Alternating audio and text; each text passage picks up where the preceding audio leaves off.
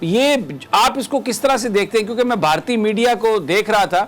تو وہاں پر یہ خبریں بھی چل رہی ہیں کہ ان کے انٹرنل جو تھے اپنے بڑے اختلافات تھے، ایئر چیف سے بھی اختلاف تھا، جو فوج کے جو ان کے سربراہ ہیں ان سے بھی اختلاف تھا، اور سمجھا جاتا تھا کہ یہ جو مودی ہیں ان کے ہینڈ پکڈ ہیں اور ان کو ایک political chief of defence staff کہا جاتا تھا۔ جنرل صاحب بسم اللہ الرحمن الرحیم۔ دیکھیے یہ شخصیت ان کی متنازع رہی ہے شروع سے ہی، اور اس کی بنیادی وجہ یہ تھی کہ یہ چیف آف آرمی سٹاف بھی بننے کے غالباً اہل نہیں تھے۔ جو ان کا کمپٹیشن تھا، جو ان کے ساتھ دوسرے جو رہ گئے پیچھے، وہ زیادہ ڈیکوریٹڈ، زیادہ اچھے آفیسر تھے بہت سارے لوگوں کے نقطہ نگاہ۔ اور اگر یہ بات کسی حد تک درست ہے کہ یہ سفارشی تھے چیف آف آرمی سٹاف، اور سفارش تھی اجیت دوول کی۔ اجیت دوول اور یہ ایک ہی علاقے کے، ایک ہی شہر کے رہنے والے ہیں، ایک جگہ کے، کوئی چیزیں کامن ہوں گی۔ اور یہ جو بپن راوت صاحب تھے، یہ تھوڑا آؤٹ آف دا وے جا کے اپنے تعلقات وغیرہ مینٹین کرتے تھے۔ کنٹروورسیز ان کے بارے میں رہی ہمیشہ، تو اس لحاظ سے ان کو پہلے چیف آف آرمی سٹاف اور پھر chief of the defence staff بنانے میں اجیت دوول کا کردار تھا، جو کہ دوسرے تمام حضرات اس کو نہیں مانتے تھے۔ پھر آپ دیکھیے جہاں بڑے شدید ڈیفنسز پیدا ہوئے، وہ ان کے چیف آف ڈیفنس سٹاف بننے کے بعد دو واقعات پہ ہوئے۔ ایک یہ تھا کہ ایئر فورس ایک انڈیپینڈنٹ آرم ہے، جیسے پاکستان میں ایک سروس ہے ایئر فورس، اسی طرح باقی دنیا میں بھی ہے۔ لیکن انہوں نے ایک نیا فلسفہ نکالا اور انہوں نے کہا کہ ایئر فورس جو ہے وہ چونکہ مینلی آرمی کو سپورٹ کرتی ہے، لہذا اس کو آرمی کے انڈر کمانڈ ہونا چاہیے، یا اس کو ایک سپورٹنگ آرم کے طور پہ دیکھا جانا چاہیے۔ یہ بڑا عجیب و غریب تھی ان کا منطق، جو کہ ایئر چیف کو ڈیفینیٹلی یہ تکلیف دہ تھا، وہ ان کو قابل قبول نہیں تھا اور ہو بھی نہیں سکتا تھا، کیونکہ یہ تمام پرنسپلز کے خلاف ایک فیصلہ تھا۔ ان کا آرمی کو ایئر فورس کا سپورٹ دینا، کلوز سپورٹ دینا، وہ ان کا ایک کام۔ ان کا کام نیوی کو بھی جا کے سپورٹ دینا ہے۔ اس کے علاوہ ان کا ایئر سپیریورٹی حاصل کرنا ان کا اپنا انڈیپینڈنٹ کام۔ وہ اسٹریٹجک ایکشن بھی دے سکتے ہیں، جہاں پہ وہ اسٹریٹجک ٹارگیٹس کو جا کے انگیج کرتے ہیں، جن کا ڈائریکٹلی آرمی سے واسطہ نہیں ہوتا۔ تو اس لحاظ سے وہ ایک انڈیپینڈنٹ سروس کے طور پہ، پھر ان کی کوئی چیز ملتی نہیں ہے، ٹریننگ انہوں نے کرنی ہے، جس طرح کی ایکسرسائز کرنی ہے، وہ ایئر فورس کے لوگ ہی اس کو بہتر سمجھتے ہیں۔ تو اس لحاظ سے یہ بڑی ایک شدید مخالفت تھی ایئر فورس کی، اور کہا جاتا ہے کہ یہ جو ہیلی کاپٹر استعمال ہوا یہ بھی ایئر فورس کا تھا، اس میں شکوک و شبہات بنتے ہیں۔ دوسری طرف آرمی کے ساتھ بھی مسئلہ ہوا۔ آپ کو یاد ہوگا کہ گلوان ویلی میں جو ایک کنفرنٹیشن ہوئی تھی، جس میں کہ 20 کے قریب ان کے سپاہی مارے گئے تھے، ایک کرنل بھی مارا گیا چائنیز کے ہاتھوں، اور وہ ایک بڑا تماشا بنا، اس پہ بڑا کرٹیسزم ہوا ملک میں کہ یہ لوگ جو وہاں پہ چائنیز کے پاس اندر گئے ان کے علاقے میں، ان کے پاس ویپنز کیوں نہیں تھے، یا اگر گئے تو وہ کسی انڈرسٹینڈنگ کے تحت جانا چاہیے تھے، یہ ایسے کیوں چلے گئے؟ اب وہ یہ کہتے ہیں کہ اس میں الزام آتا تھا ایک ان کے جو ناردرن کمانڈ کے کمانڈر ہیں لیفٹیننٹ جنرل، اور دوسرا جو ان کے چیف آف آرمی سٹاف ہیں نروانے صاحب، ان کے اوپر۔ وہ یہ کہتے ہیں کہ انہوں نے سچویشن کو ٹھیک نہیں سمجھا اور انہوں نے اپنے لوگوں کو اجازت دے دی، چلا دیا، جس کے نتیجے میں جنگ ہسائی ہوئی پوری دنیا میں۔ ہمارے 20 لوگ مارے گئے، اس میں کرنل صاحب بھی مارے گئے، اور جو لوگ زخمی تھے وہ برے حال میں تھے، وہ بیچارے دریا میں چھلانگیں لگا کے وہاں سے جان بچا کے بھاگے۔ تو اس پہ بھی یہ جو چیف آف ڈیفنس سٹاف ہیں بپن راوت صاحب، انہوں نے حکومت کو ریکمینڈ کیا ہوا تھا کہ ان دونوں حضرات کو سروس سے، نوکری سے نکال دیا جائے، نروانے صاحب کو بھی، نراونے صاحب کو بھی، اور اس کو بھی جو ان کے کور کمانڈر تھے یا ناردرن کمانڈ کے کمانڈر تھے۔ تو یہ وہ چیز ہے جہاں پہ بہت بڑے اختلافات، آپ کہہ لیجئے کہ ایک طرف تو سارا ملبہ ان دو کمانڈروں پہ، آرمی چیف اور دوسرے پہ ڈال دیا، دوسری طرف جو رہ گیا تھا ایئر فورس، اس کو کہا جی یہ سبارڈینیٹ کر دی جائے اس کو آرمی کے۔ تو میرا خیال ہے کہ کسی کو بھی بپن راوت قبول نہیں تھے، اور یہ ساری چیزیں پیدا بھی اسی وجہ سے ہوئی، یہ سارے ایشوز نکلے بھی اسی وجہ سے کہ وہ ایک کمپیٹنٹ آدمی نہیں تھے. وہ ادروائز جونیئر لیول پہ بڑے اچھے افسر ہے, ان کا اپنا ریکارڈ ملٹری اکیڈمی کا یا بات کا بڑا اچھا ہے, لیکن ہر آدمی جنرل مٹیریل نہیں ہوتا. جنرل لیول پہ آ کے آپ کو فزیکل اسٹرینتھ سے زیادہ آپ کی اپنی مینٹل کیپیبلٹیز کی ضرورت ہوتی ہے, جہاں آپ ڈیسیژن میکنگ کر سکیں, اور وہ بھی ڈیسیژن میکنگ جہاں رسک فیکٹر کو کور کرتے ہوئے آپ اپنی ٹرپس کو وکٹری کی طرف لے کے جائیں, نہ کہ ڈیزاسٹر کی طرف لے. تو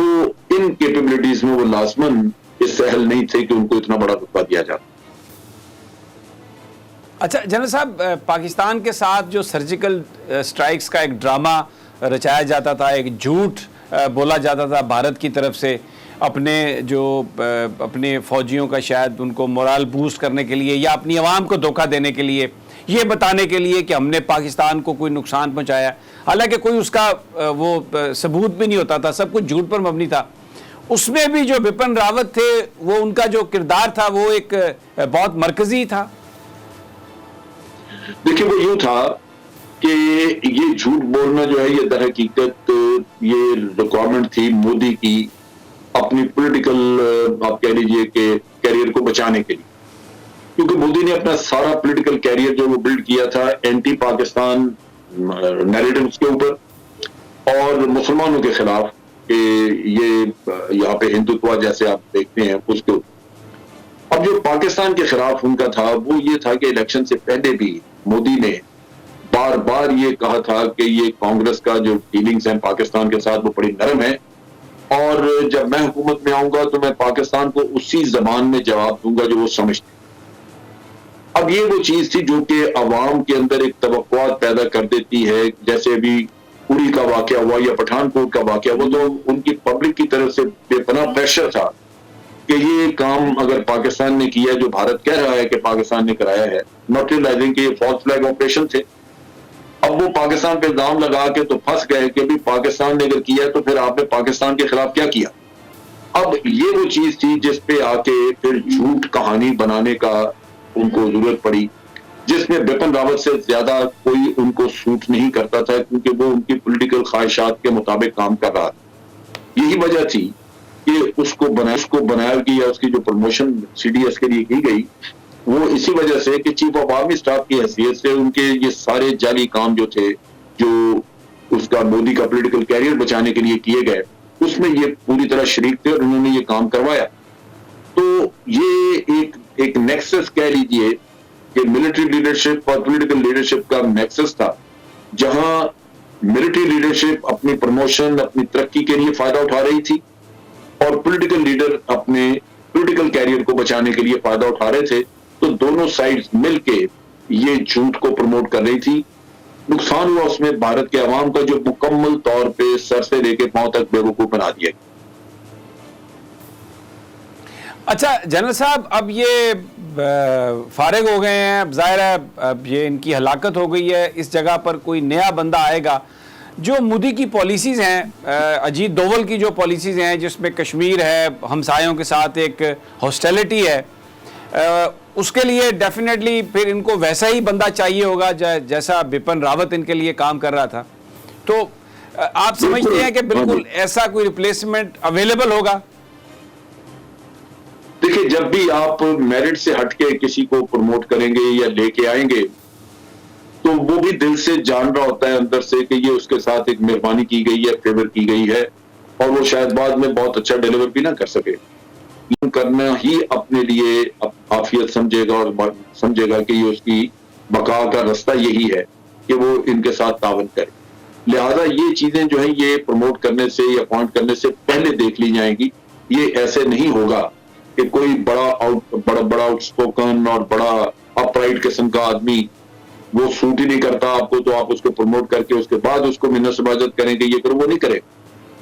تو یہ پروموٹ کرنے سے پہلے یہ سارے چیزیں دیکھ لی جائیں گی, اور جو بھی آئے گا وہ لازماً ان کو پوری طرح سپورٹ کرے گا, ان کے جھوٹ اور ان کے ہر طرح کی چیز میں ان کا ساتھ دے گا. اچھا, جس علاقے میں یہ ایکسیڈنٹ ہوا ہے, جسے ابھی تک ایکسیڈنٹ کہا جا رہا ہے, وہ ناگالینڈ نزدیک ہے, تامل ناڈو میں یہ ہوا ہے, وہاں پر علیحدگی کی تحریکیں ہیں, بھارتی فوج کے خلاف بڑی نفرت ہے. ابھی ناگالینڈ میں 5-6 دن پہلے 13 شہریوں کی ہلاکت بھی ہوئی, اس میں بھی بپن راوت کا نام آیا. تو آپ نے وہ دیکھا سارا ایکسیڈنٹ کا سین, میں نے بھی فوٹیجز دیکھی ہیں, بہت آگ لگی ہوئی تھی, ہیلی کاپٹر پوری طرح جلا ہوا تھا. آپ کو لگتا ہے کہ یہ کوئی صرف ایک کریش ہے یا کوئی ایسی پاسبلٹی آپ سمجھتے ہیں, یا آپ کی کسی کچھ لوگوں سے بات ہوئی ہو جو چیزوں کو مانیٹر کر رہے ہیں, کہ یہ کوئی اس بات کی بھی پاسبلٹی ہے کہ یہ کوئی حملہ ہوا ہو, کوئی میزائل مارا گیا ہو, کوئی فائر کیا گیا ہو جس کے نتیجے میں یہ کریش ہوا؟ یہ پاسبلٹی ہے, لیکن اس سے زیادہ پاسبلٹی یہ ہے کہ جو ان کے آپس کے اختلافات تھے ان کو ہو سکتا ہے کہ کسی نے ان اختلافات سے جان چھڑانے کے لیے کوئی اندر خانی کام کیا ہو, کیونکہ وہ بھی بڑا مشکل ہوتا. آپ کو یاد ہوگا کہ جب جاؤ ڈاکہ جب کریش ہوا تھا تو اس کے بعد کئی تھیوری سامنے آئی, اور ایک چیز واضح ہے کہ وہ کوئی نیچرل ایشو نہیں تھا, کیونکہ جب یہ پریزیڈنٹ میں سفر کرنا ہوتا ہے یا چیف آف آرمی اسٹاف یا چیف آف ڈیفنس اسٹاف, تو ہیلی کاپٹرز ہوں یا جہاز, ان کا بہت تھورو چیک ہوتا ہے. ان کا آپ دیکھیے بڑا ریئر ہے کہ ان کے اس طرح کے کریشز ہو جائیں, اور اس کی بنیادی وجہ یہی ہے کہ وہ ایک تو بڑے کم استعمال ہوتے ہیں وہ ہیلی کاپٹر, سوائے وی آئی پی کے اور کسی کو نہیں دیا جاتا, چنانچہ وہ بڑی بہتر حالت میں ہوتے ہیں. دوسرا یہ ہے کہ ان کا فلائی کرنے سے پہلے بڑا اچھی طرح چیک کیا جاتا ہے, بڑا ڈیٹیلڈ اور بڑا تفصیلی. سو اس میں بڑا کم یہ رہ جاتے ہیں, اگر آپ کہیں کہ جناب کو ٹیکنیکل فیلئر ہے تو وہ اس کے چانسز سارے 1-2% ہوتے ہیں. 99% جو ہے وہ میرے نقطہ نگاہ سے وہ اس میں کوئی نہ کوئی ہیرا پھیری, کو سیبوٹاج یا کوئی گراؤنڈ ایکشن موجود ہوگا. تو ایک پاسبلٹی ہے کہ نیچے سے کسی نے فائر کیا ہو, لیکن اس سے زیادہ پاسبلٹی موجود ہے کہ یہ انٹرنلی کسی نے اس میں کوئی ایسی پرابلم چھوڑی ہو جو کہ جس کی وجہ سے یہ کریش ہو گیا. سبسکرائب کریں اور بیل دبائیں تاکہ کوئی خبر رہ نہ جائے.